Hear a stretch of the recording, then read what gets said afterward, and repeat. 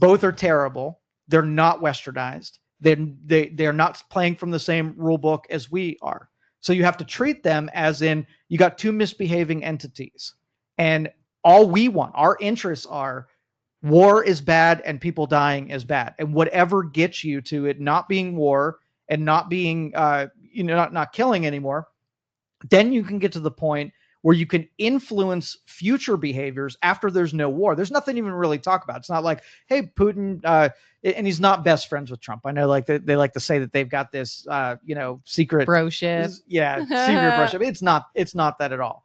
He's being sized up as a leader that has considerable amount of power, considerable amount of means that he can even be a bigger pain in the ass than he actually is. So how do you get this done if you're Trump? Here's Joe's solution. If I had this freaking scepter, I would have ended it on day one. It would have never even happened. That was Trump. It was bad. You got to read Julie's comment when you're done with that if you want. Okay. So here's the deal. That part of the world, if you're non-westernized, it's all about money and it's all about power, right? Flying the B-2 bombers with the F-22s over top of Putin's head, orchestrated as a big flex of like a middle finger. Look at our power, look at our strength. Everything was theater to show Putin that we got our shit together and we are not somebody that you want to mess with. Once you get the don't mess with us thing, now we're ready to talk. We're not an adversary. We're going to bring you in the conversation and whatever. I'm talking to Putin first and foremost about trade. And, he was sanctioned. Europe kind of keeps them on a really short leash, but I think a lot of that area does a lot of, posturing for war because everybody makes a lot of money when there's war. Peace doesn't pay quite as well as war does.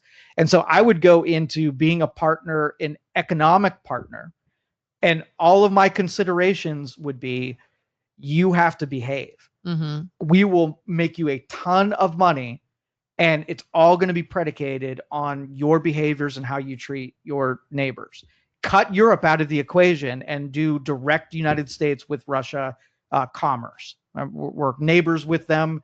A lot of energy interest between the two of us. We could accomplish a lot of the same stuff. Once I get them in that vein, a large portion of Ukraine is their resources. And that's why Russia wants them so bad. If we can take the resources that they're after and make them legitimate trades, right, where they have access to those same resources and they have a net benefit, maybe their gaze at taking over other people's when they're being satisfied over here, they're not doing great economically.